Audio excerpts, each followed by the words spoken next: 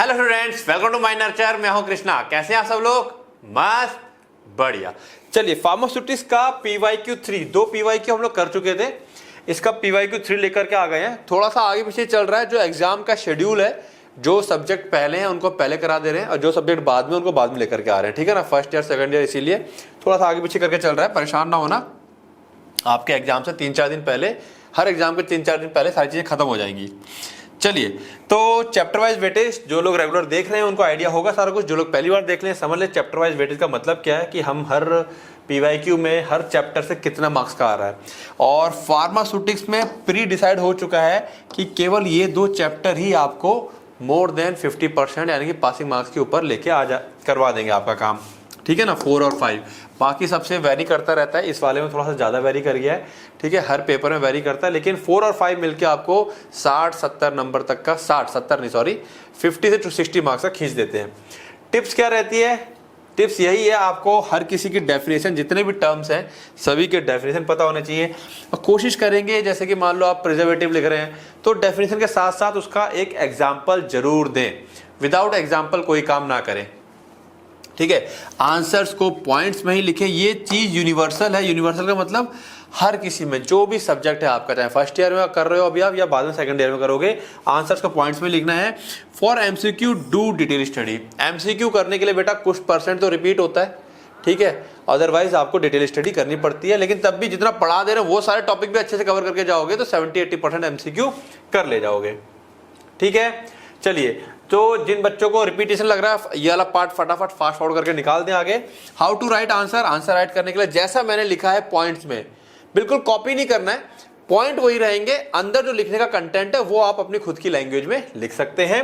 Paper Hindi में, English में, जो जिन जिन स्टेट में हिंदी अलाउड है आप बिल्कुल हिंदी में लिखिए। और हिंदी के लिए मैंने बोला था कि एक डेमो लेकर के आऊंगा कि हिंदी में लिखना कैसे है। ठीक है, तो उस पर टाइम नहीं मिल पा रहा है अभी, जल्दी उसको लेके आ जाऊंगा कि हिंदी में आता है तो कैसे लिखना है। बच्चे अपनी नॉर्मल लैंग्वेज में लिखते हैं तो इसलिए नंबर कट जाते हैं। Then how to solve MCQ। MCQ के लिए मैंने बता दिया। MCQ के लिए क्या करेंगे आप, डिटेल स्टडी करनी है। एटलीस्ट जो टॉपिक मैं यहाँ करा दे रहा हूँ वो सारे आपको करने हैं। देखिए, 7+ चैप्टर का डिस्कशन YouTube पे लगभग आपको 5-5 में मिल जाएगा। 7 to 10 या उससे जितने भी पेपर हमारे पास अवेलेबल हो जाएंगे, ठीक है, वो सारे आपको कहाँ मिलने वाले हैं, हमारी एप्लीकेशन माइंड नर्चर एप्लीकेशन मिलने वाला है। ठीक है, सारा रिकॉर्डेड वीडियो रहेगा वहाँ पर। और चैप्टर वाइज वेटेज जैसा ये है वो रहेगा। प्लस एक और चीज़ है, अगर आप जाके चेक करेंगे पूरे के पूरे जो PYQ हम करा रहे हैं उसमें से फर्स्ट चैप्टर में से कौन कौन से क्वेश्चन किस किस तरह का है वो सारा अलग कर दिया है। सेकंड में से कौन सा है वो अलग कर दिया, वो अलग PDF बना के डाली हुई है। PDF हिंदी और इंग्लिश दोनों मिलेगी। हिंदी में हम थोड़ा बाद में देंगे, पहले इंग्लिश में देंगे आपको। ठीक है, मात्र 300 रुपए का है। तो ये क्या है, 300 रुपए में जो बच्चे लास्ट मोमेंट में बिल्कुल सटीक पढ़ना चाहते हैं उनके लिए ये काफी हेल्प करेगा। 300 रुपीज का जो कोर्स है। चलिए, ये हमने देख लिया, स्टार्ट करते हैं। ये कर्नाटका का पेपर है। फिर कह रहा हूं, आप यहाँ फोकस नहीं करेंगे कि ये कौन से स्टेट का, फर्क नहीं पड़ता कौन से स्टेट का है। क्वेश्चन घूम फिर के सब जगह एक ही जैसे आ रहे हैं। सभी स्टेट में अगर आप देखेंगे 80 से 90% क्वेश्चन मैच कर जा रहे हैं। 10% क्वेश्चन का डिफरेंस आ रहा है बस। ठीक है, चलिए, तो अब ये क्वेश्चन काफी कॉमन है और आ रहा है। और ये क्वेश्चन मैं फिर बता रहा हूं, मैं ये जैसे मैंने अभी 2026 में ये PYQ करा रहा हूं, हो सकता है कल को कोई बच्चा 2026, 27 या 28 में इसको देख रहा हो।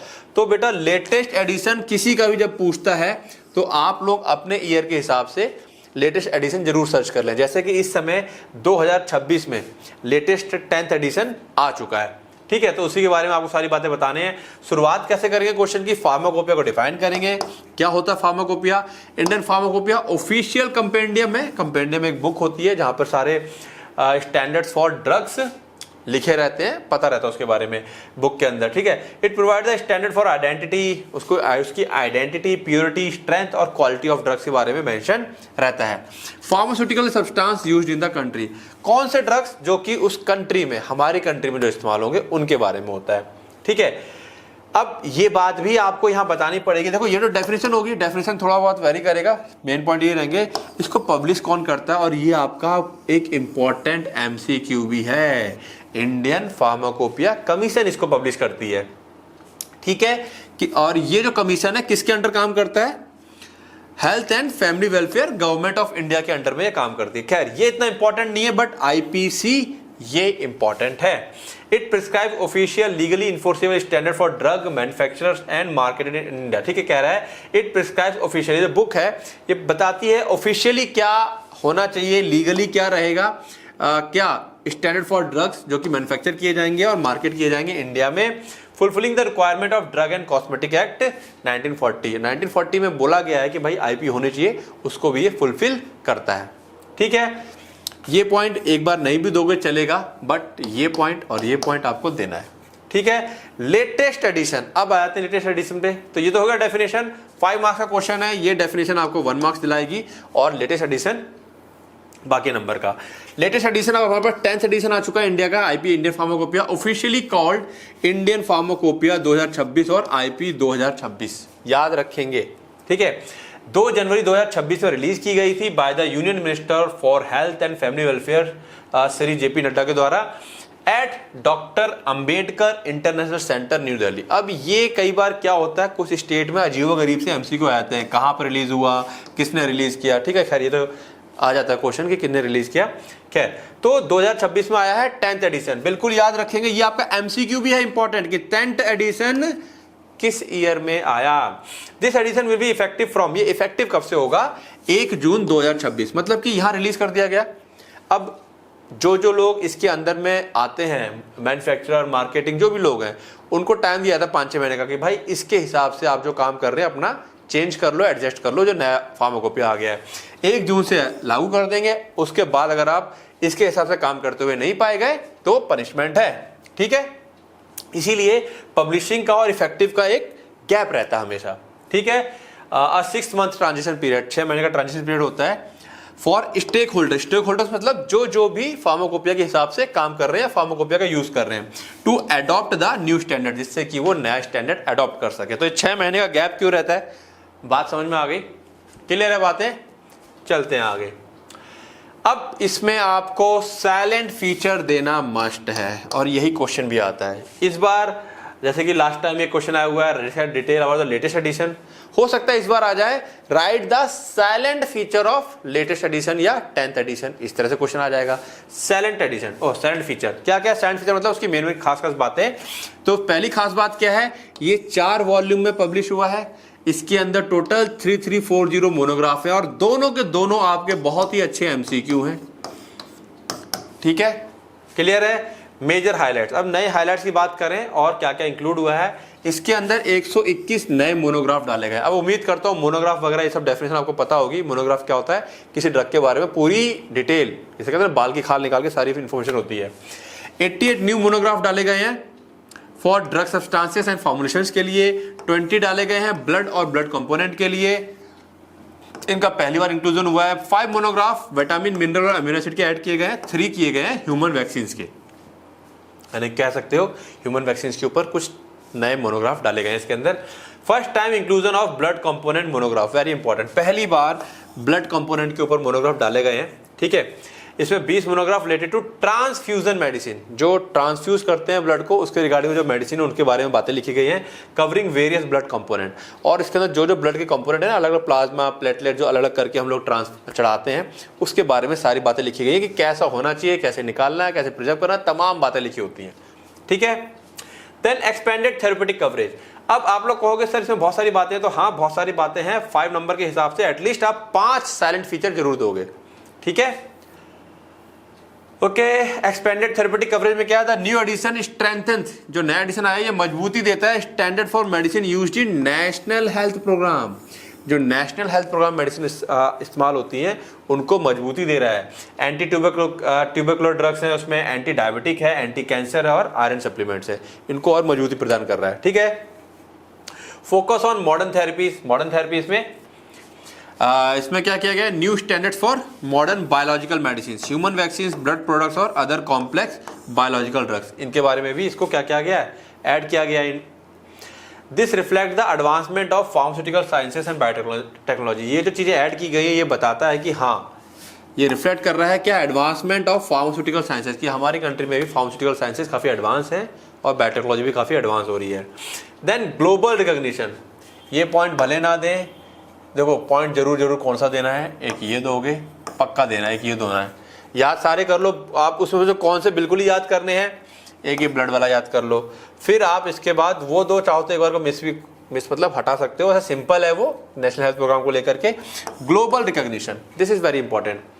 International acceptance, the Indian pharmacopoeia standards are now officially recognised in 19 countries of global south. ठीक है ना, 19 कंट्री में हमारी आईपी को एक रिकॉग्नाइज किया गया है, उसके हिसाब से दवाइयां बनती हैं।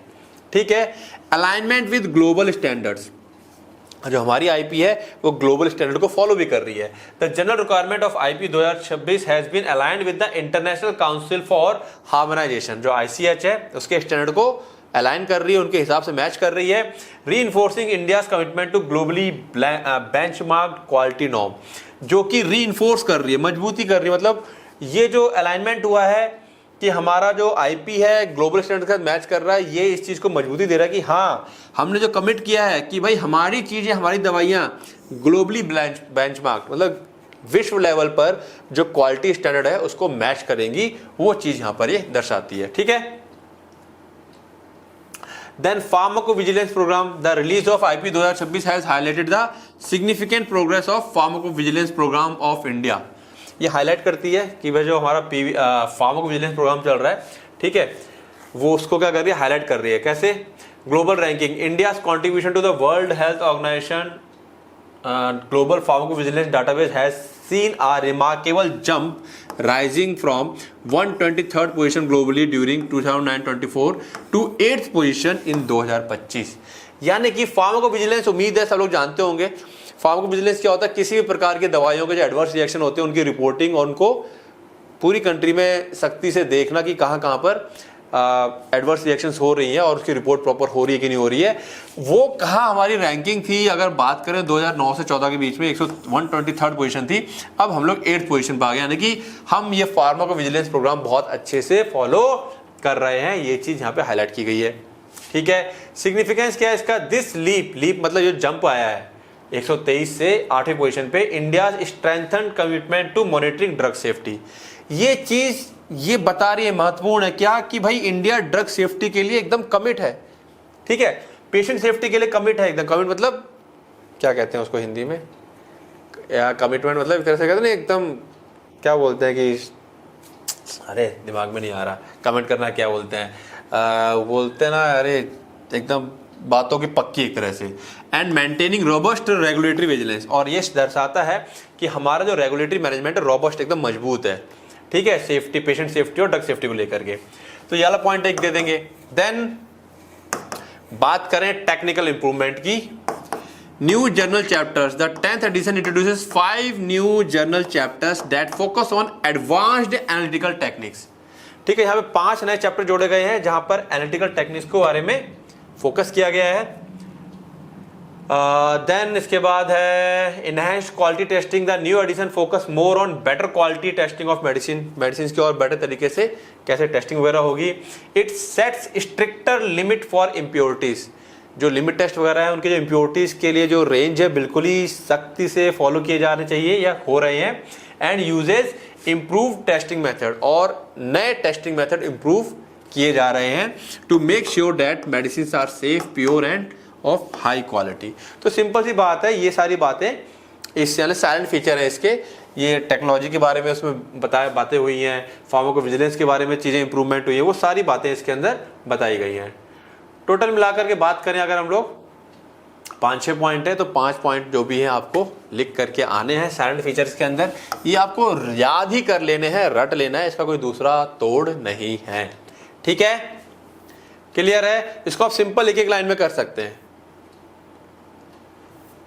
Okay, then what are the different types of containers, ये क्वेश्चन हम लोग ऑलरेडी कर चुके हैं PYQ1 में। डिस्कस थ्योरी ऑफ फिल्ट्रेशन, ये भी कर चुके हैं, तो रिपीटिशन होना स्टार्ट हो गया, हम लोग देख रहे हैं। Explain the construction and working of double cone blender, give any 2 application. अब डबल कोन ब्लेंडर आप सबको पता है इस टाइप से होता है, मैं समझा भी दूंगा। ठीक है, एक तरफ से खोला, 2 कंपोनेंट इसके अंदर डाले, फिर ये ऐसे ऐसे टम्बलिंग मोशन करता रहता है, मिक्सअप हो जाता है, बाहर निकाल लेते हैं। अब इसको बस टर्म्स पता होना चाहिए, लिखना क्या क्या है। ठीक है, हो गया डबल कोन, 2 कोन बने हुए, डबल कोन हो गया। ठीक है, तो डबल कोन ब्लेंडर है क्या? मिक्सिंग के काम में आता है। मिक्सिंग, तो यहाँ पे हम मिक्सिंग को सबसे पहले डिफाइन कर सकते हैं। मिक्सिंग या blending is a unit operation. ये क्या है? एक यूनिट ऑपरेशन है in which a uniform mixture is obtain. एक यूनिफॉर्म मिक्सचर हम लोग ऑब्टेन करते हैं। यूनिफॉर्म मतलब एक समान, दो चीजें मिल जाती है बिल्कुल एक तरीके से, बिल्कुल, तो उसे हम एक समान मिक्सचर कहते हैं। ठीक है, ऑब्टेन फ्रॉम टू और more component by dispersing one within the other. एक के अंदर दूसरे को डिस्पर्स कर देते हैं, मिला देते हैं।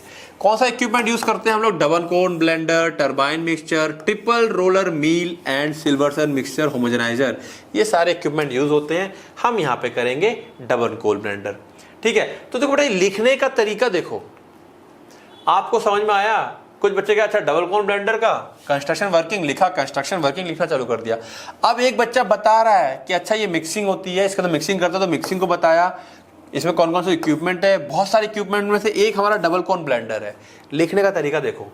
ठीक है, तो डबल कोन ब्लेंडर है तो इसमें क्या लिखना है? प्रिंसिपल। यहाँ क्या कंस्ट्रक्शन और वर्किंग बोल रहा है, कोई बात नहीं, हम पूरा मेंशन कर दिया हूँ यहाँ पर। प्रिंसिपल क्या है, किस कौन से प्रिंसिपल पे एक्ट करता है? टम्बलिंग एक्शन, डमरू वाला एक्शन होता है, इसे टम्बलिंग कहते हैं। अब वेरी इंपॉर्टेंट, टम्बलिंग जो है इसमें ये जो दो इसके वो हैं, टम्बलिंग जब होती है तो दो तरीके से मिक्सिंग हो रही है, एक डिफ्यूजिव मिक्सिंग, एक कन्वेक्टिव मिक्सिंग। ये आपका एमसीक्यू पूछा जा रहा है। अब जरा बात को समझने की कोशिश करो, कोई चीज़ ऐसे पकड़ी हुई है, अब जब ऐसे मिलाओगे तो पहले थोड़ी थोड़ी एक आएगी और फिर एकदम से पूरी गिर पड़ेगी, है ना? इमेजिन करो कोई चीज़ है ऐसे उठ रही है, जैसे मान लो पूरा सिलेंडर है, ये दो चीज़ें हैं, मान लो यह एक यहाँ पर, एक यहाँ पर है, तो जैसे जैसे ऐसे होगा ये, तो पूरा एक के ऊपर एक आएगा और एकदम से गिरेगा भी लास्ट में। ऐसे हो रहा है तो पहले लुढ़कता हुआ आएगा, फिर एकदम से गिर पड़ेगा। तो यही समझना हमें, the principle of double cone blender is based on tumbling action which causes convective and diffusive mixing, convective and diffusive mixing of dry powders. यहाँ पे हम पाउडर्स और ग्रेन्यूल्स दोनों की मिक्सिंग कर रहे हैं। कैसे? डिफ्यूजिव मिक्सिंग क्या होता है? ये प्राइमरी मैकेनिज्म है। Individual particles rolls and slides over one another. आपने जैसे ही, अब इसको ऐसे समझो, ठीक है, थोड़ा सा मैं बताता हूं। एक पार्टिकल ये है और एक पार्टिकल आपने भर दिया ये। अब जब आप इसको ऐसे टर्न आउट करेंगे तो थोड़ा थोड़ा ये जाएगा, थोड़ा ये जाएगा, एक दूसरे के अंदर रोल हो रहे हैं ये क्या हो गया? Diffusive mixing. ठीक है, और एक टाइम ऐसा आएगा कि ये पूरा ऐसे होगा, तब ये ऊपर वाला नीला वाला पार्ट पूरा एकदम से गिरेगा, that is a diffusive, oh sorry convective. Movement of bulk particle, पूरा का पूरा एक साथ गिरेगा। ठीक है, the rotation of the blender also causes large scale movement of entire powder. बड़े मूवमेंट में सारा पाउडर एक के ऊपर एक गिरेगा, इसको हम लोग क्या कहते हैं? कन्वेक्टिव मिक्सिंग कहते हैं। तो उम्मीद है कन्वेक्टिव और डिफ्यूजिव मिक्सिंग आप लोगों ने इमेजिनेशन कर लिया होगा। क्वेश्चन आ रहा है इसके ऊपर अच्छा खासा एमसीक्यू। ठीक है, नाउ कंस्ट्रक्शन अब बता देंगे, कौन वगैरह है, मशीन है, मोटर है, सब चीज़ें होती हैं। चलिए फिलहाल देखते हैं। एक कोनिकल वेसल होता है, ये मेन बॉडी होती है, इसके दो कोन्स होते हैं, दोनों तरफ से खोल सकते हैं हम लोग, joint at a central cylindrical section. ठीक है, मेन बॉडी, दो कोन होते हैं, दो इस पे ये इसको बोल दिया गया है सिलेंड्रिकल सेक्शन, इसमें दो कोन ये जुड़े हुए हैं, स्टेनलेस स्टील के बने हुए हैं। ये कौन सी स्टील है? 304 316 नंबर उसके बने हुए होते हैं। कोरोजन रेजिस्टेंस होता है एंड इजी क्लीनिंग, जंग नहीं लगेगी और सफाई करने में आसानी रहती है। तो conical shape allows efficient tumbling and uniform mixing of material. Conical shape है तो टम्बलिंग आराम से हो जाती है और मिक्सिंग आराम से हो जाती है। अब यहाँ पर आप देखो, यहाँ पे देखो, एज ए टीचर जो answer perfect point of view ने बताया। अब आपको लगेगा सर सारे पॉइंट याद करने, तो नहीं, आप क्या लिखोगे कोनिकल वेसल में? Conical vessel it is made up of stainless steel, it has two cones, ठीक है, and this cones allows efficient tumbling and uniform mixing. तो एक सिंपल लैंग्वेज बना सकते हो आप और लिख सकते हो, बिल्कुल नंबर मिलेंगे। ठीक है, बात समझ में आ गई? चलिए, shaft and drive mechanism. The blender is mounted on a horizontal shaft.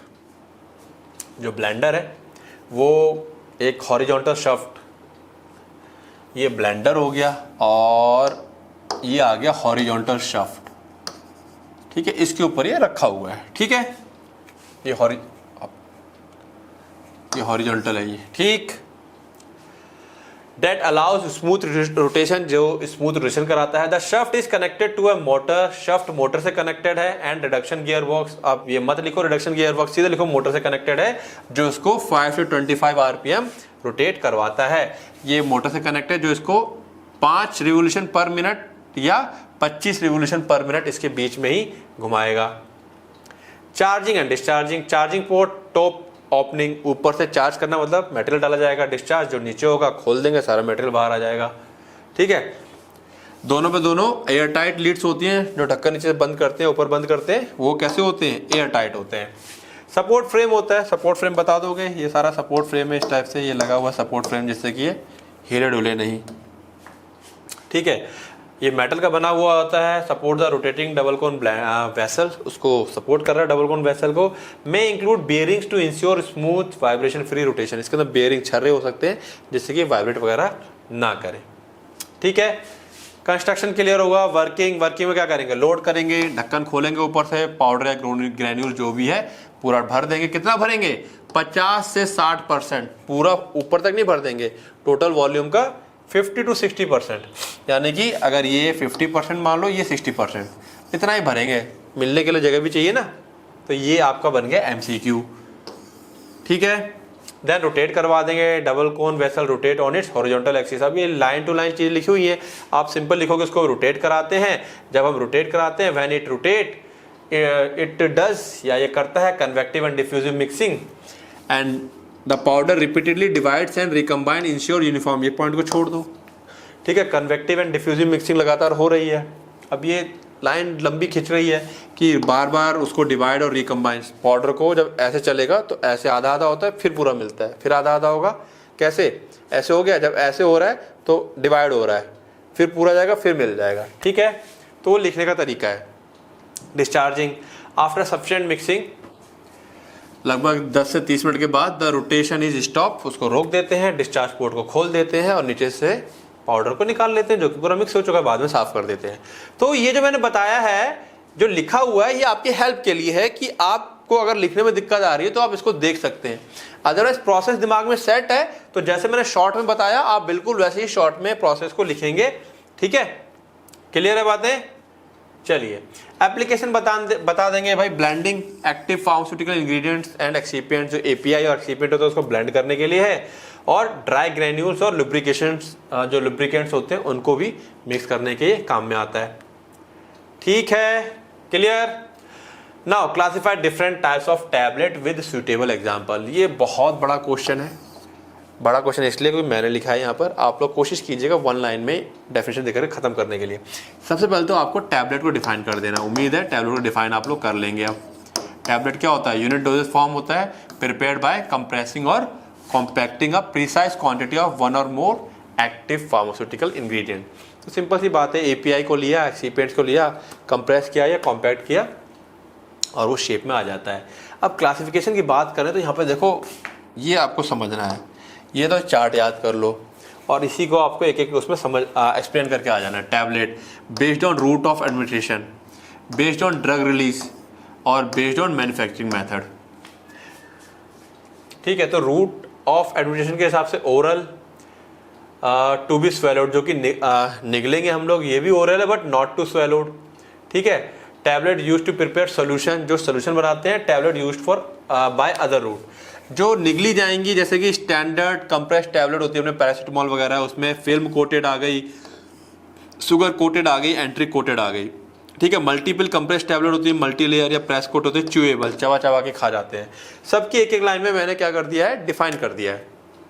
Question क्या है, classify different types of tablet. तो टैबलेट को क्लासीफाई करना पड़ेगा। ओरल टैबलेट सबलिंगुअल आ गया, इसको निगलना नहीं है, जीभ के नीचे रख दिया। बकल टैबलेट गाल के यहाँ रख दिया। लोजेंजेस चूसते हैं, जैसे कि अपने स्टेप्सिस वगैरह है। Then tablet use to prepare solution, अपना जैसे कि इनो वगैरह की टैबलेट्स वगैरह आती हैं।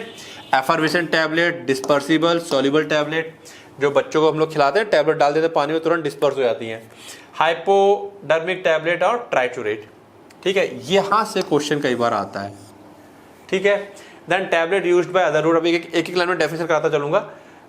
अदर रूट में वेजाइनल आ गया और इम्प्लांटेशन, जो इंजेक्शन के थ्रू बॉडी के अंदर डाल दी जाती है।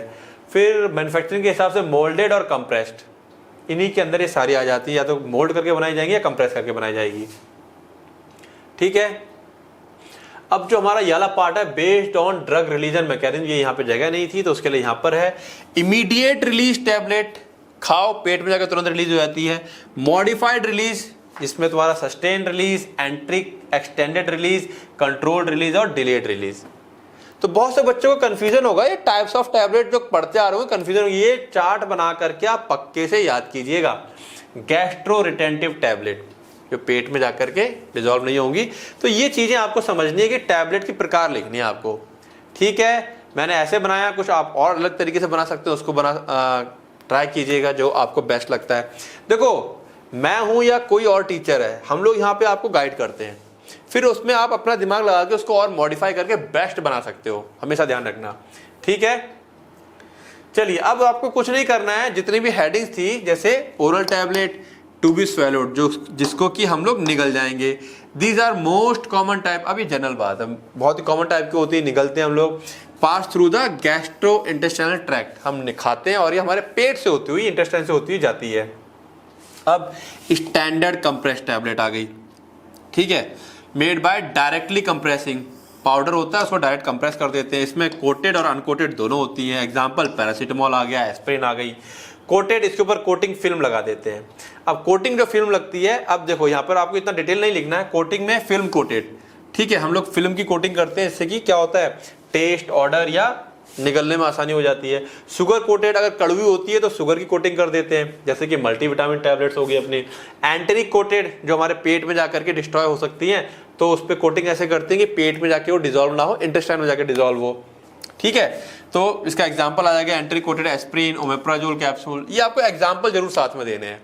ठीक है, मैं थोड़ा टाइम दे रहा हूँ, आपको लिखना क्या ऑलमोस्ट समझ में आ रहा है, और हेल्प लेना चाहते हो तो आप यहाँ से इस तरीके से इसकी हेल्प ले सकते हो।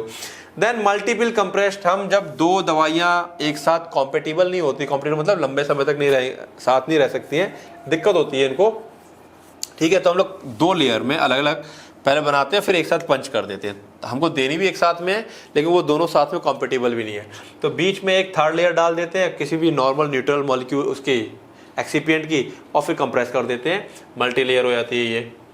फिर एक है प्रेस कोटेड, हम कोर हमारी मेडिसिन होगी।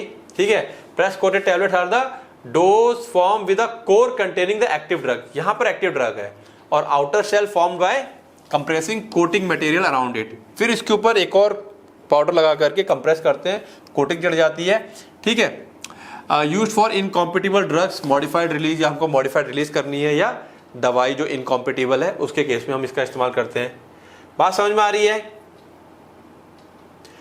च्यूएबल टैबलेट, जो चबा चबा खाई जाती है, जैसे कि एंटी एसिड के टर्म्स आते हैं, चिल्ड्रंस की विटामिन आती हैं, चबा चबा खाई जाती है। ठीक है, यानी कि इसको निगलने से पहले चबाई जाती है।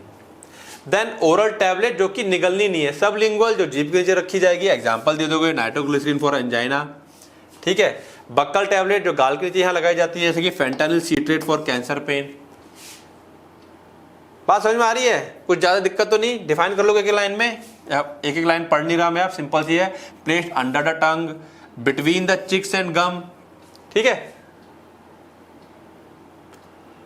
लोजेंजेस या ट्रोचेस, स्ट्रेप्सिस वगैरह, चूसोगे जीभ में, यहाँ पे जो ब्लड वेसल्स होती है वहां से वो अंदर चली जाएंगी। कफ लोजेंजेस है, एंटी फंगल लोजेंजेस आती हैं, जैसे क्लोट्राइमोजोल वगैरह। डेंटल कोन्स आते हैं, जब कई बार दांत उखाड़े जाते हैं और वहाँ पे छेद हो जाता है और वहाँ पे नकली दांत लगाना होता है, तो थोड़ा कुछ टाइम के लिए डेंटल कोन लगा दिए जाते हैं। ये एंटी बैक्टीरियल होते हैं ताकि यहाँ इन्फेक्शन वगैरह ना हो। ठीक है, these are relatively minor compress tablet. अब बता रहा है कि माइनर होती है, थोड़ी सी छोटी होती है। Made for placing them in the empty socket, यहाँ लगा देते हैं एम्प्टी सॉकेट में।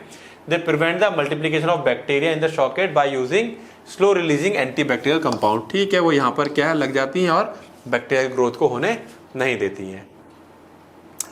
Tablet use to prepare solution, अपनी जो टैबलेट आ गई एफर्वेसेंट टैबलेट, जैसे फिजिंग घोलो और बुलबुले छूटते हैं। ठीक है, इसमें विटामिन सी की आती है, एनाल जैसे कि एफर्वेसेंट टैबलेट आती हैं, बहुत सारी आती हैं। अच्छा, इसमें एक इंपॉर्टेंट क्या है कि बुलबुला किसका आता है, वो कार्बन डाइऑक्साइड गैस का आता है। क्यों? क्योंकि इसके अंदर एसिड होता है, सिट्रिक एसिड और कार्बोनेट बाइकार्बोनेट बेस होते हैं। पानी में जाकर के ये रिएक्ट करते हैं, बेस और एसिड, और क्या निकालते हैं, कार्बन डाइऑक्साइड गैस निकालते हैं। डिस्पर्सिबल या सॉल्युबल टैबलेट जो पानी में डालो और तुरंत डिस्पर्स हो जाती है, बच्चों के लिए बनाई जाती है कि पानी में डालो घुल जाती है, तुरंत पिला दो उसको। ठीक है, एग्जाम्पल याद रखेंगे। देन हाइपोडर्मिक टैबलेट, ये देखो हाइपोडर्मिक ना यहाँ थोड़ी कंफ्यूजन होती है बच्चों को। Hypodermic tablets are soft readily soluble tablets. These tablets are dissolved in a suitable vehicle. ठीक है, इसको हम लोग टैबलेट को एक suitable vehicle यानी कि वाटर फॉर इंजेक्शन या किसी में डिजोल्व कर देते हैं and administered by parenteral route. तो ये ध्यान रखना, ये हाइपोडर्मिक टैबलेट है, यहाँ बच्चा बड़ा कंफ्यूज होता है। ये इंजेक्शन प्रिपेयर करते हैं हम लोग। क्या प्रिपेयर कर रहे हैं? इंजेक्शन। पानी होता है वाटर फॉर इंजेक्शन, उसमें इस टैबलेट को डाला और हमारा इंजेक्शन रेडी हो गया। ठीक है, ये एग्जांपल आ गया। देन ट्राइट्यूरेट, ये क्या होती है? Tablet made by moistening the medication then moulding into shape and allowing the liquid to evaporate. ठीक है, पानी डाला और सुखा दिया, टैबलेट बनके हमारी तैयार हो जाती है। एग्जांपल नाइट्रोग्लिसरीन ट्राइट्यूरेट है, एट्रोपिन ट्राइट्यूरेट है, इसे ट्राइट्यूरेट भी बोलते हैं, ट्राइट्यूरेट भी बोल देते हैं कुछ लोग।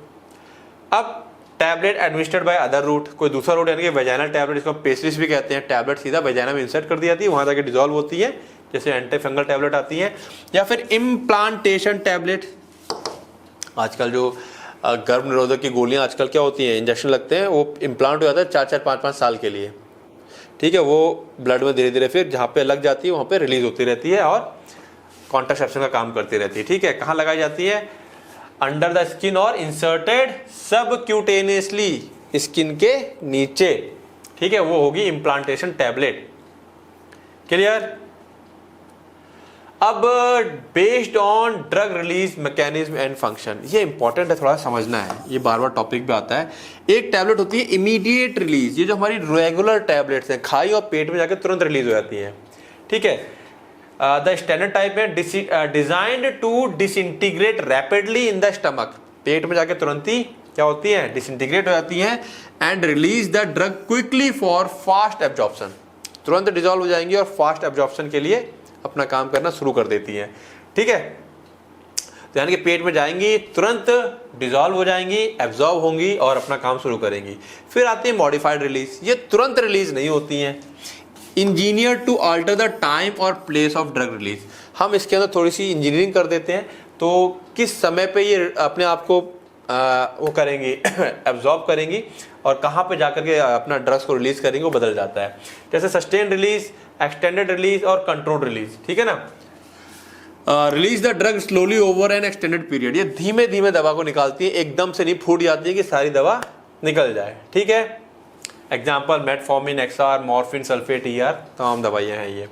Delayed release, release the drug after a lag time. ध्यान रखना, डिलेड में क्या आ गया? एक समय के बाद।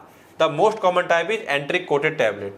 ठीक है, एक टाइम के बाद रिलीज करेंगे, फिर एकदम इमीडिएट की तरह रिलीज कर देती है। ठीक है, gastro retentive, specialised type design to remain in the stomach. Gastro retentive, पेट के अंदर ही रहेंगी, वो नीचे इंटेस्टाइन में बढ़ती ही नहीं है। ऐसा कैसे पॉसिबल है? ठीक है, ऐसा ऐसे पॉसिबल है क्योंकि ये दवाइयाँ एसिडिक मीडियम में ज़्यादा अच्छा एब्जॉर्ब होती हैं। ठीक है, तो हम चाहते हैं कि ये स्टमक में ही रहे। तो क्या कह रहा है ये? A specialist type design to remain in the stomach for several hours to improve absorption of drug that are best absorbed in the upper GI। Upper GI मतलब वो पेट और पेट का हिस्सा जो रहता है। अचीव्ड वाया फ्लोटिंग, स्वेलिंग और bio adhesive mechanism, तैरती रहती है, उसमें जो भी लिक्विड या फ्लूइड होगा उसमें तैरती रहेंगी, नीचे नहीं जाएंगी, फूल जाती हैं और बायो एडेसिव या पेट के किसी हिस्से में जाके चिपक जाएंगी और वहीं रहेंगी। जब अपना रिलीज करेंगे उसके बाद फिर वो जो बचा हुआ पार्ट होता है सब गल के बाहर हो जाता है, मतलब वो जो खौल होता है ऊपर का, कवरिंग होती है, वो तो बेकार है हमारे लिए। अंदर का ड्रग सारा वहाँ रिलीज हो जाता है, बाद में जो कवरिंग होती है वो भी डिजॉल्व होकर के आगे बढ़ जाती है। ठीक है, मैन्युफैक्चरिंग के हिसाब से बात करें तो मोल्डेड टेबलेट्स और या कंप्रेस्ड टैबलेट, ये क्या है? Made by moulding A moisture powder, powder गीला क्या मोल्ड कर दिया अंडर लो प्रेशर। ठीक है, आजकल इसका इस्तेमाल नहीं होता है। दूसरा है compressed tablet, vast majority of tablet are made by high pressure.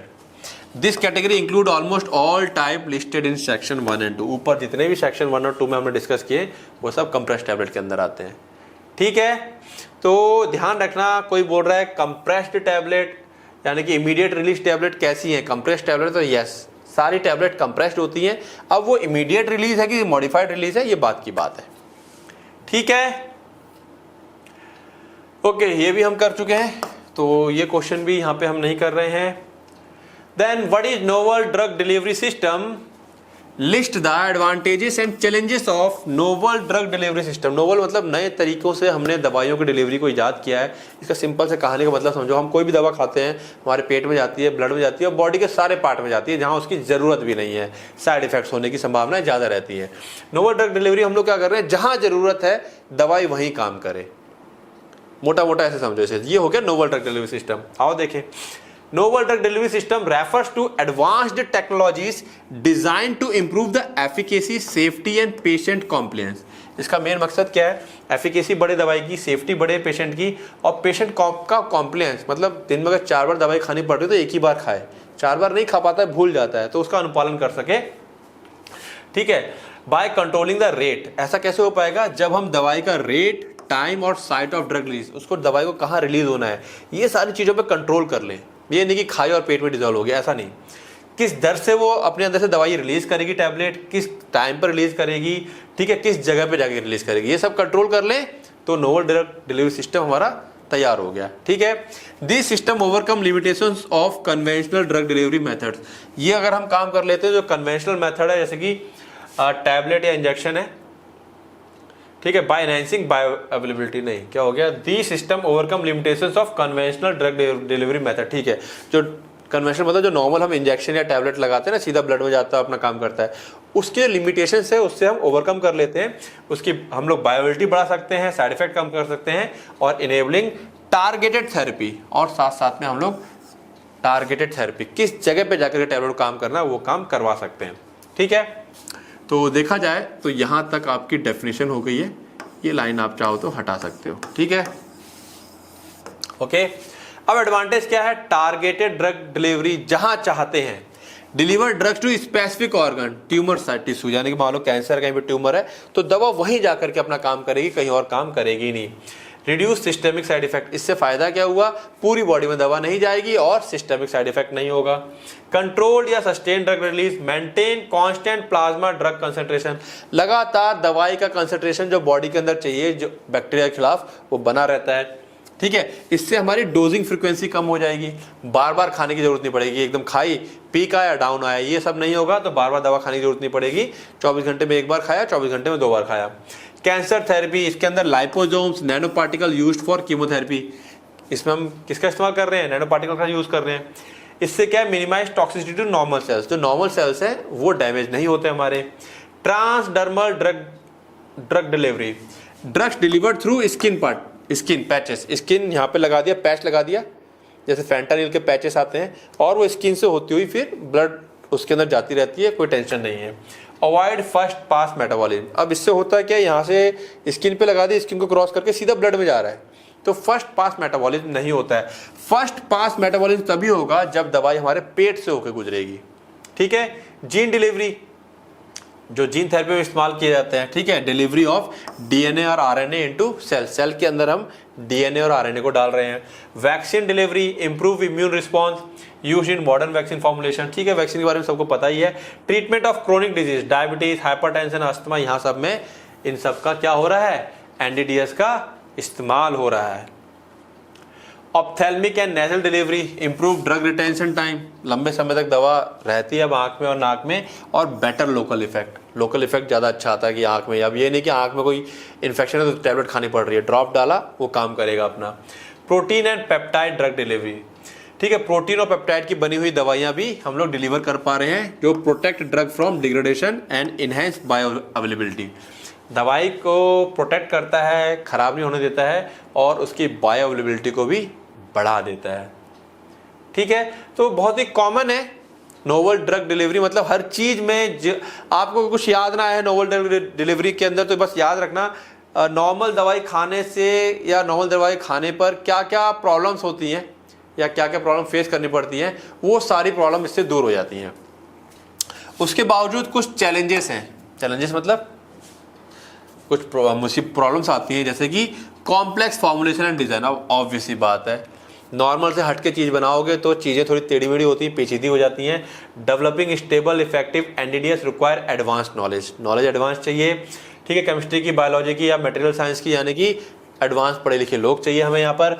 Complex fabrication method, nano particle may be difficult to scale up, ठीक है ना। मतलब ये जो पार्टिकल्स वगैरह आते हैं या नैनो पार्टिकल वगैरह, इसको बड़े लेवल पे काम करवाना थोड़ा सा मुश्किल होता है, बड़े लेवल पे मैन्युफैक्चर करना।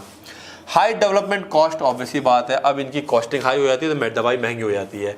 Research and development of NDDS involve high investment, काफ़ी ज़्यादा इन्वेस्टमेंट होता है, तो फिर जब कोई मेडिसिन बन के आती है तो उसकी कॉस्ट भी क्या होती है, हाई हो जाती है।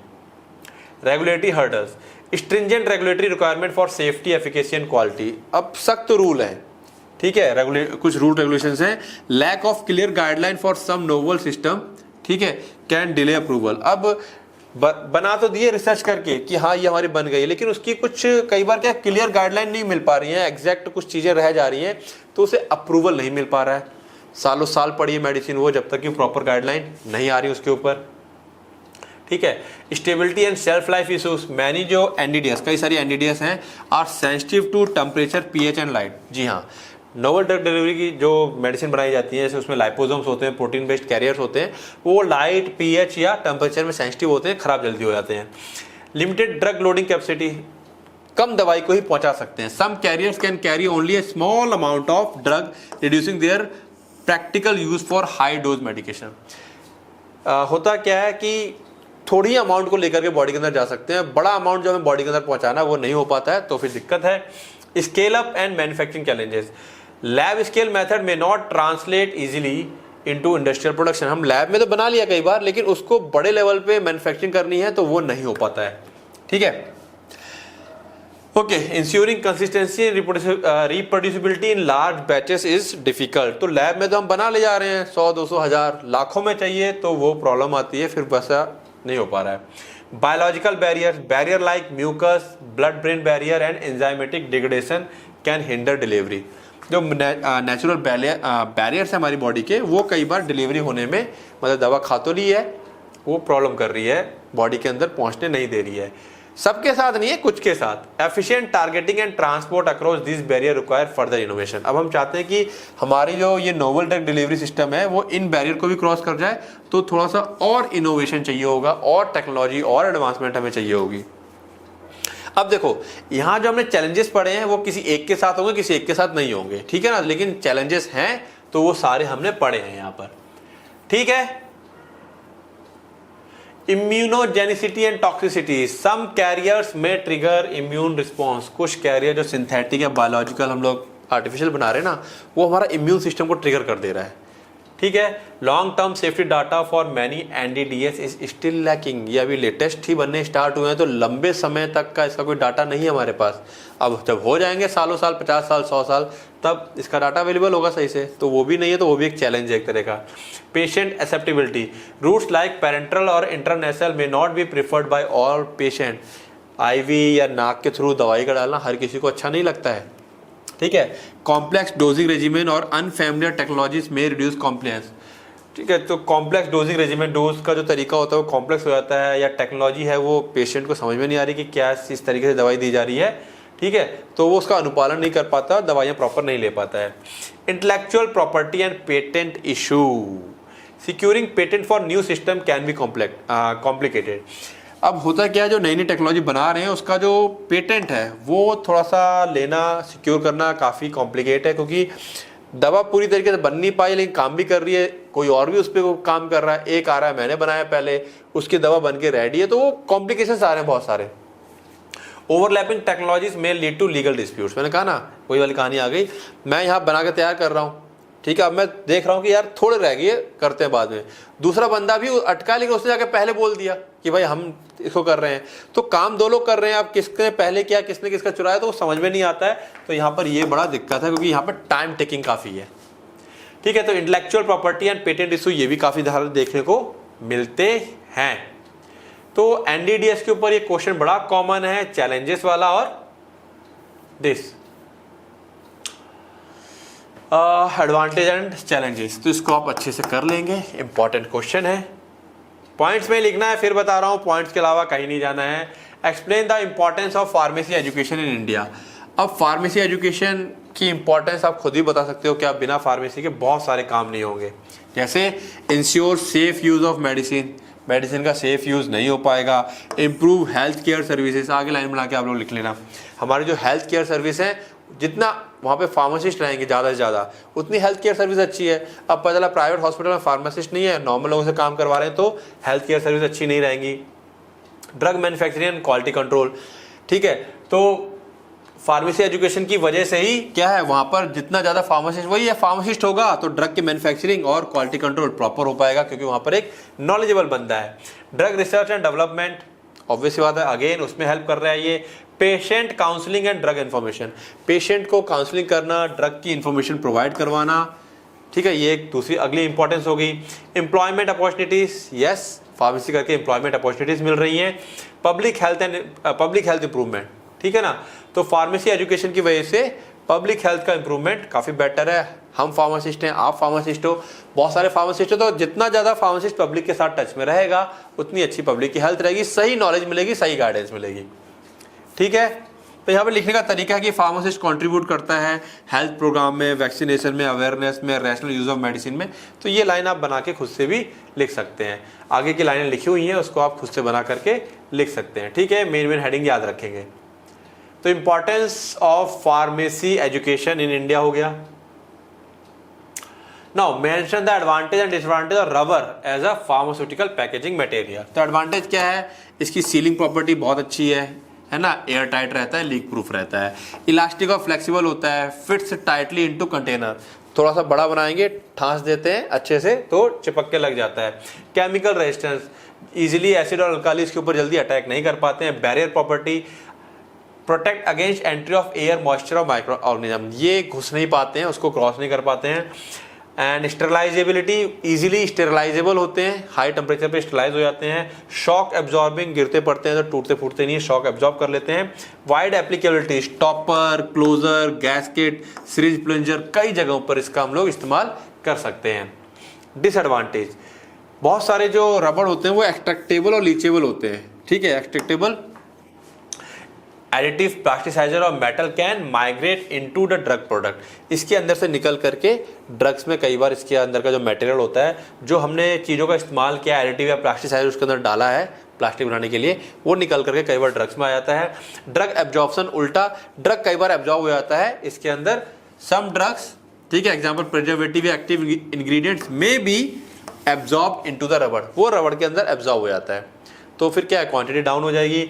एजिंग प्रॉब्लम, रबर समय के साथ क्या होता है, चिपचिपा हो जाता है, हम सबने देखा है, टूटना, ब्रिटल हो जाता है, स्टिकी हो जाता है और अपनी इलास्टिसिटी खो देता है, तो वो एक तरह से खराब हो रहा है, तो दवाई को भी खराब कर देता है। Latex allergy risk, natural rubber में कॉज एलर्जिक रिएक्शन, एलर्जी की प्रॉब्लम होती है कुछ लोगों को। Limited chemical compatibility, not suitable for oily preparation and certain solvent, कुछ ऑयली प्रिपरेशन के लिए और कुछ सॉल्वेंट्स के लिए ये क्या है, कॉम्पेटिबल नहीं है, उनके साथ प्रॉब्लम क्रिएट करता है। कॉस्ट इसकी ज़्यादा होती है। हाई क्वालिटी सिंथेटिक रबर जैसे ब्यूटाइल सिलिकॉन आर कॉस्टली, यार ये अगर इनका बना हुआ प्रोडक्ट है तो फिर कॉस्टली हो जाता है। तो simple advantage, disadvantage.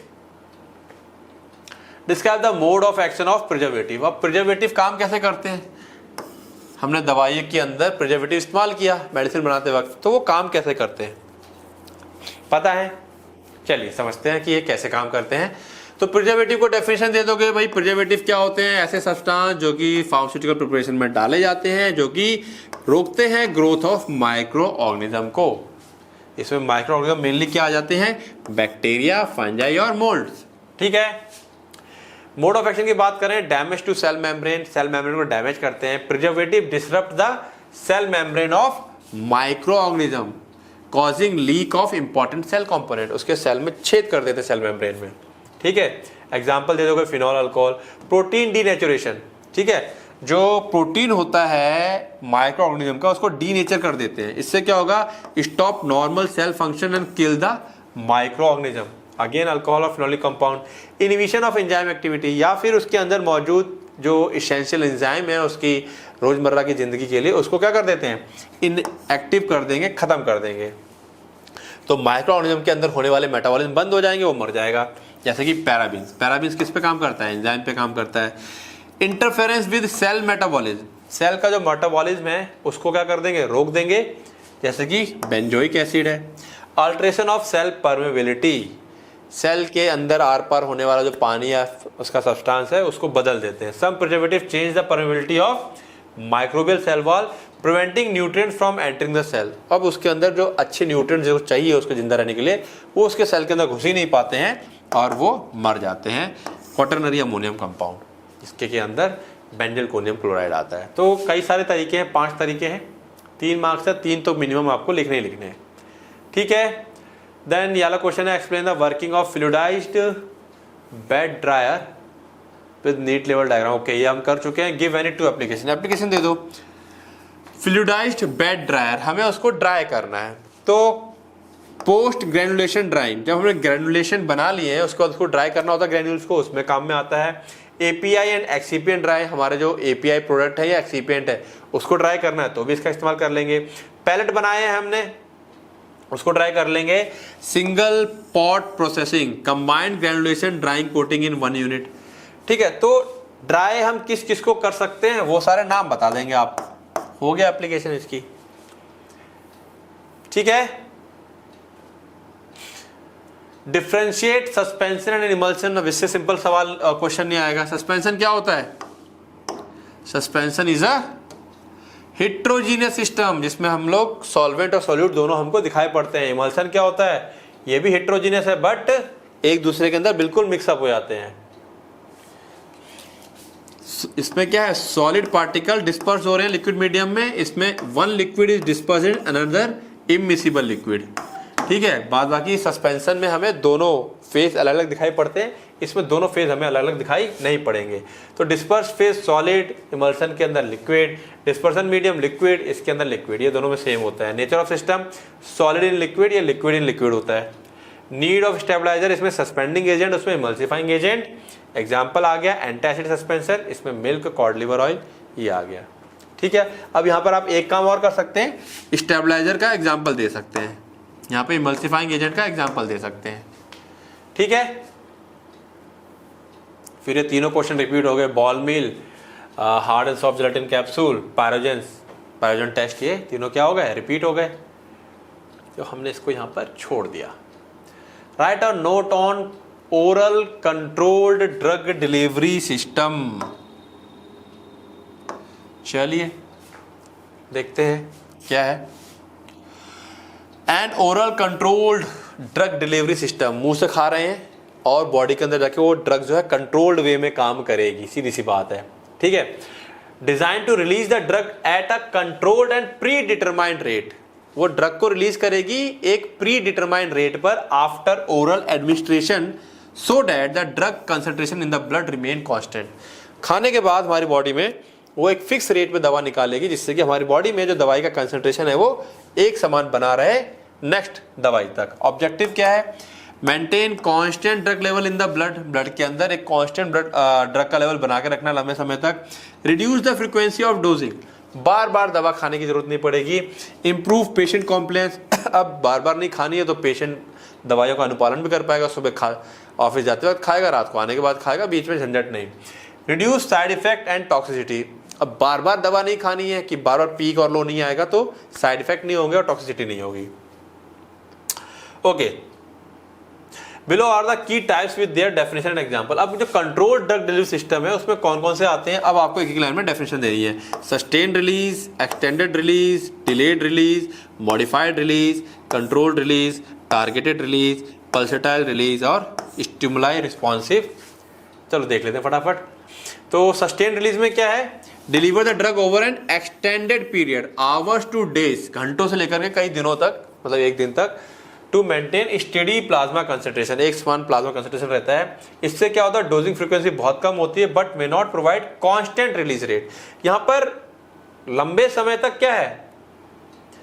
Plasma concentration तो बनाया हुआ है लेकिन कांस्टेंट रिलीज रेट नहीं है। वो हर बार मतलब स्टेडी प्लाज्मा कंसंट्रेशन एक चाहिए कि हाँ 5 के ऊपर है, लेकिन 6 7 है, कभी 8 है, कभी 5 6 है, कभी 5 है, कभी 5.5 है। रिलीज रेट सेम नहीं है। अब एक्सटेंडेड रिलीज, इसमें क्या है? सिमिलर टू एसआर, इसी की तरह है but specifically design for longer dosing interval. Once daily, ये दिन में एक ही बार खानी होती है, लंबे समय के लिए है, बिल्कुल ऐसी है, बट 24 घंटे में एक बार या कई बार 2 दिन में एक बार। ये आ गया delayed release, release the drug after a lag time, not immediately after administration, कुछ समय के बाद, often used for site specific delivery. ये एंट्री कोटेड होता है, खाया मान लो इंटेस्टाइन में रिलीज करवाना है या कोलोन में रिलीज कराना है, एक टाइम के बाद, 1-2 घंटे के बाद वो रिलीज होगी। मॉडिफाइड रिलीज, ये एक अम्ब्रेला टर्म है for the system that altars drug release, ठीक है ना। ये जो मॉडिफाइड रिलीज आता है इसके अंदर सारे आ जाते हैं 1, 2, 3 वाले, SR, ER, DR, ठीक है, एक अम्ब्रेला टर्म है मॉडिफाइड रिलीज, तो मॉडिफाइड में सब आ गए, ठीक है, कंफ्यूज नहीं करना। देन कंट्रोल्ड रिलीज, ये देखो समझो अब, sustain release, extended release, delayed release. अब यहाँ पे देखो कंट्रोल्ड जब वर्ड आ गया तो यहाँ पे rate and duration of drug release, किस रेट से और उसका ड्यूरेशन क्या होगा वो बिल्कुल कंट्रोल है, मोर प्रेडिक्टेबल देन SR और ER। हमें पता है कि अब 2 घंटे बाद इतनी दवा रिलीज हो चुकी होगी, 100 ग्राम खाइए तो उसमें 10 ग्राम रिलीज हुई होगी या 20 ग्राम रिलीज हुई होगी, ये बिल्कुल कंट्रोल के अंदर रहता है। तो बिल्कुल ये MCQ के तौर पे याद रखेंगे, रेट किसमें प्री डिटरमाइंड रहता है, कंट्रोल्ड वाले में, ठीक है। टारगेटेड रिलीज, ये सीधा जा करके deliver drug specifically to disease tissue, जो टिश्यू हमारा डैमेज है, दवा ब्लड में जाकर के फिर सीधा वहीं जाएगी, वहीं काम करेगी। पल्सेटाइल रिलीज सिस्टम, पल्सेटाइल, ठीक है ना, release drug in sudden burst at predetermined times, जैसे नहीं टाइम आया बस्ट हुआ एक, फिर टाइम आया बस्ट हुआ एक बस्ट में दवा को थोड़ा थोड़ा करके रिलीज करेगी। Mimic biological rhythm, example circadian rhythm, मतलब एक बॉडी का क्लॉक होता है ना, उसके हिसाब से ही एक क्लॉक होता है, एक टाइम पे नींद आएगी, फिर ये होगा, उसी हिसाब से वो दवा भी क्या काम करती है। स्टिमुलाई रिस्पॉन्स रिलीज सिस्टम, ठीक है, इसमें क्या होता है, release drug in response to pH, temperature, enzyme और मैग्नेटिक फील्ड, ठीक है, बॉडी का टेम्परेचर या pH या बॉडी का खास एंजाइम किस हिस्से में है उसकी वजह से स्टिमुलेट होता है, या मैग्नेटिक फील्ड। दवा खिलाने के बाद हम लोग क्या करते हैं, बॉडी को एक खास मैग्नेटिक फील्ड में ले जा करके, जैसे मान लो ये हाथ में यहाँ करवाना, तो मैग्नेटिक फील्ड को यहाँ पे अप्लाई किया जाएगा, दवा वहाँ जाएगी और वो रिलीज हो जाएगी, ठीक है। तो ये सब तरीके हैं जी, हाँ, ठीक है। तो ये किस में आ गया अपना, कंट्रोल्ड ड्रग डिलीवरी सिस्टम के अंदर आ गया। एडवांटेज वही है, प्रोलॉन्ग, लंबे समय तक असर रहेगा, डोज कम खानी पड़ेगी, पेशेंट बेटर क्या करेगा, आसानी रहती है उसके लिए और अनुपालन कर पाएगा दवाइयों का। मोर यूनिफॉर्म ड्रग कंसंट्रेशन, दवाइयों का कंसंट्रेशन काफी यूनिफॉर्म रहता है, एक समान रहता है बॉडी के अंदर। Reduced fluctuation in drug level, बार बार ऐसा नहीं खाई दवा पीक आई डाउन हुई, ऐसा चीजें देखने को नहीं मिलेगी। अब डिसएडवांटेज क्या है, कॉस्ट जाहिर सी बात है ज्यादा होती है, डोज का adjustment is difficult once the drug is administered, दवा अगर एक बार खा ली है अब हम डोज को एडजस्ट नहीं कर सकते हैं। Not suitable for drugs with very short half life, ठीक है ना, छोटे जिसकी हाफ लाइफ है उसके लिए हम इसको इस्तेमाल नहीं कर सकते हैं। Basic structure of pharmaceutical plant, ये हम PYQ में डिस्कस कर चुके हैं। Now explain the construction and working of cyclone separator. तो साइक्लोन सेपरेटर मैं बता दूं, कुछ इस टाइप से रहता है, यहां से हम लोग क्या करते हैं, पार्टिकल्स डालते हैं, हैवी पार्टिकल्स, इसमें इस तरह बवंडर टाइप का आता है और यहीं से हवा में ये ऐसे ऐसे ऐसे ऐसे आया। जो पार्टिकल्स होते हैं इसमें फिजिक्स ऐसी लगती है कि पार्टिकल, भारी पार्टिकल यहाँ रह जाता है, हल्के पार्टिकल ऐसे करके ऊपर साफ हवा चली जाती है, ठीक है, हवा ऊपर जाएगी उसी में हल्के पार्टिकल भी निकल जाते हैं। क्लियर है, चलिए प्रिंसिपल ध्यान रखेंगे इसका क्या है, सेंट्रीफ्यूगल फोर्स, सेंट्रीफ्यूगल ऐसे चलते हैं तो बाहर की तरफ धक्का लगता है, ठीक है। When mixture of particle and air enters the cyclone chamber tangentially, tangent समझते हो ना, सर्कल का टेंजेंट होता है ये, तो ये टेंजेंशियली एंटर मार रहा है। It creates a spiral vortex, एक बाउंडर सा क्रिएट होता है, ठीक है। जो heavier particle are forced outward by centrifugal force, जो भारी पार्टिकल होते हैं धक्का लग के बाहर की तरफ हो जाते हैं और फॉल डाउन, नीचे की तरफ गिर जाते हैं। Lighter particle and air move upward and are discharge through the outlet, हल्के पार्टिकल हवा यहां से बाहर निकल जाती है, सिंपल सी कहानी।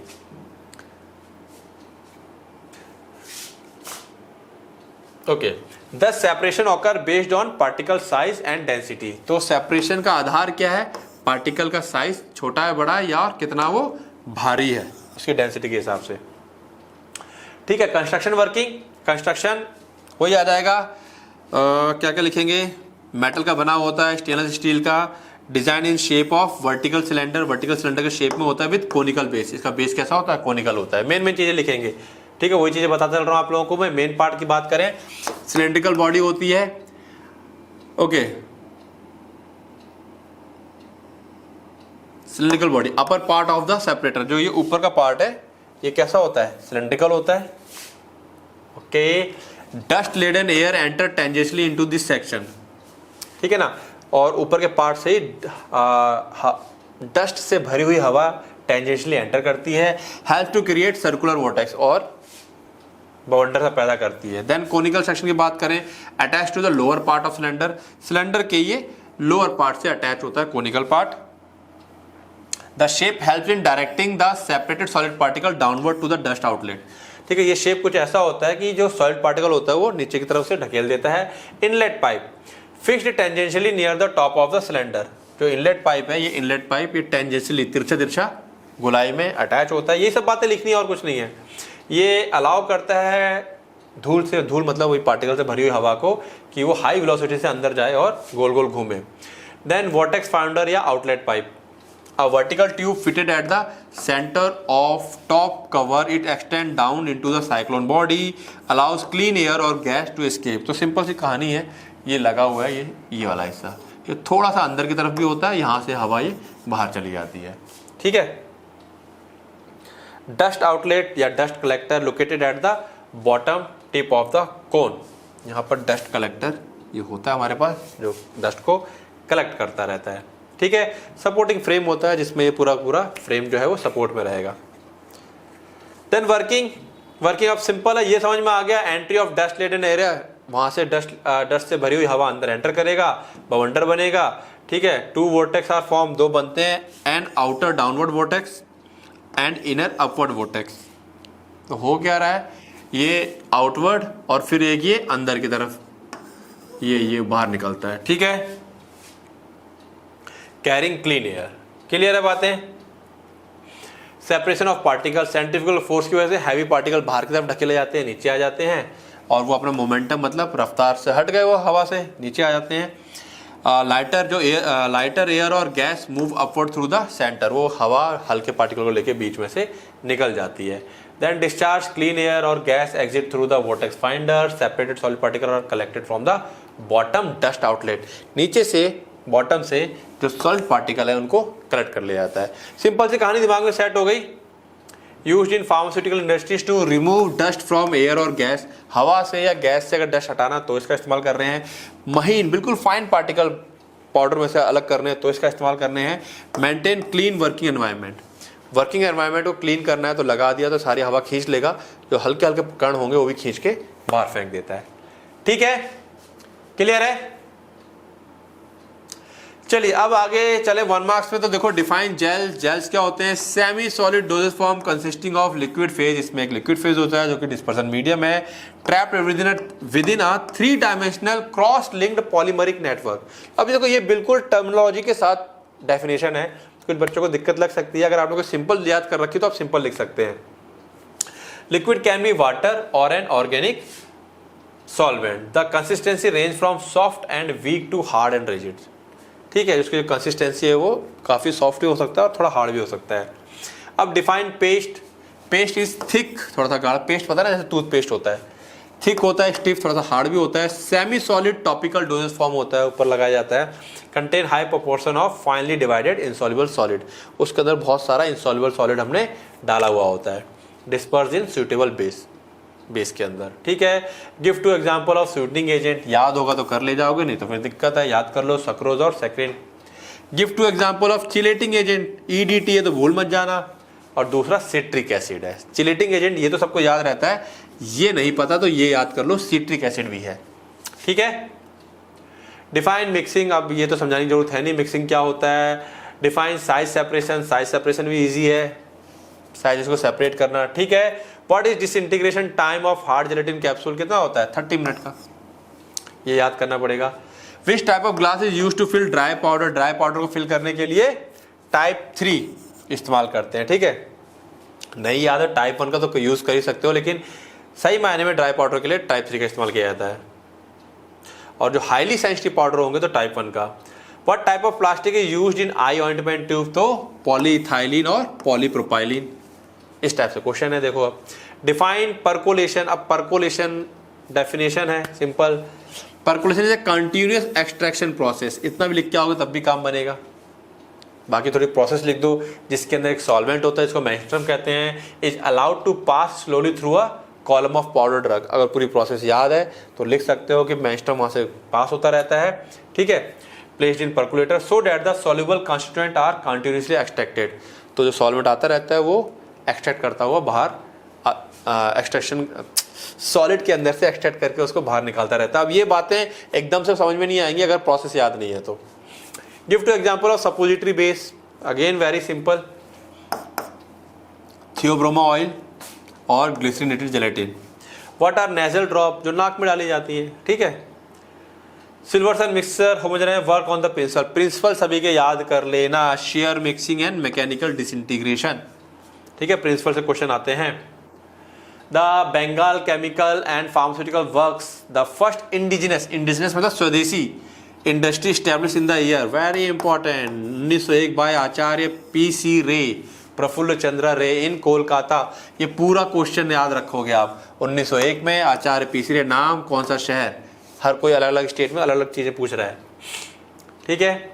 The particle of dash pass through sieve number 22, ये पक्का याद करना, किस सीव से कौन सा पार्टिकल, तो मॉडरेटली कोर्स पाउडर सीव नंबर 22 से। द फर्स्ट इंटरनेशनल फार्माकोपिया, देखो यहाँ पे ध्यान रखो, ये इंटरनेशनल फार्माकोपिया की बात कर रहा है, ये 1951 में पब्लिश हुई थी, ठीक है, WHO के द्वारा।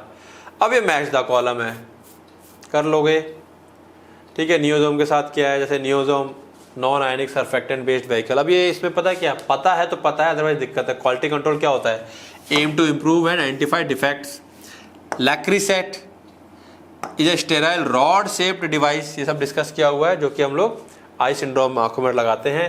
Then quality assurance aim to prevent defect. तो बहुत सारी चीज़ें ऐसी हैं जो थोड़ी सी, ये 1 मार्क्स वाले मैंने क्या बताया, जो थोड़ा डिटेल अगर पढ़ रखा है तो कर ले जाओगे, अदरवाइज नहीं भी पढ़ रखा है तो जितने मैं यहाँ कवर करवा दे रहा हूँ उनको तो एटलीस्ट आप लोग क्या करो, पक्का दिमाग में सेट कर लो। या जैसे मान लो लैक्रीसेट आ गया, ठीक है, तो इसके आजू बाजू की चीज़ें देख लो, काफ़ी है। अगर इतना भी आप कर लेते हो तो MCQ 80 से 90% कर ले जाओगे, ठीक है। तो करना क्या है, पढ़ना है, रिवाइज करना है, कोई प्रॉब्लम आएगी तो व्हाट्सएप करना है या कॉल करना है, ओके। पढ़ते रहो, रिवाइज करते रहो, ऑल द बेस्ट।